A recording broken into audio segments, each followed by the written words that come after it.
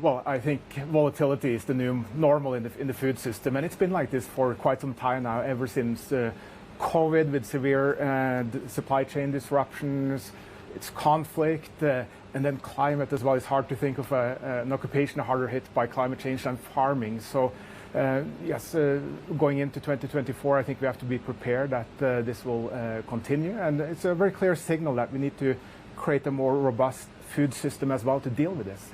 Actually, it's interesting you bring that up, because one of the conclusions that we have as we approach the end of this week in Davos is that climate change, at least on the main stage, has not been a dominant topic.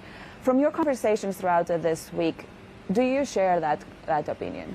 No, not really. I think it's been very encouraging to see that major breakthrough in COP in Dubai, where food really took a center stage, and that's continuing here with the food and agriculture being focused on, but also now with soil. And Secretary Blinken, when he was here, he dedicated a full session on soil health, and he made it quite clear that if you have unhealthy soil, you don't have food security. If you don't have food security, you don't have security. So that's a very clear message also on the importance of the food system and how we need to deal with that going forward.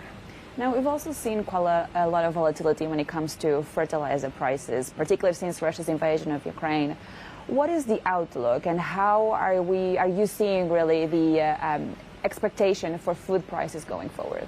Well, it's incredibly difficult to predict, and it's all connected as well. And food prices follow energy prices, and we've seen how they've been moving up and down as well. But looking at the FAO food price index, that's come down to pre-war levels again.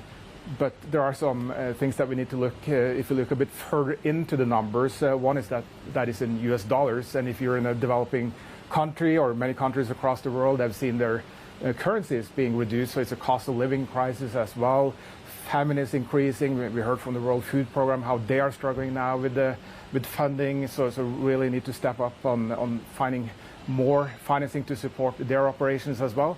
And then Ukraine, a food superpower, the kind of work that Ukrainian farmers, Ukrainian people are doing to keep food production going, just amazing and incredible. But at the same time, it's not enough to keep the exports at the level before the war. And who's picking up that lack of export from Ukraine? Well, it's Russia. So the world is more food dependent on Russia now than before the war, and that is also something that we need to keep in mind.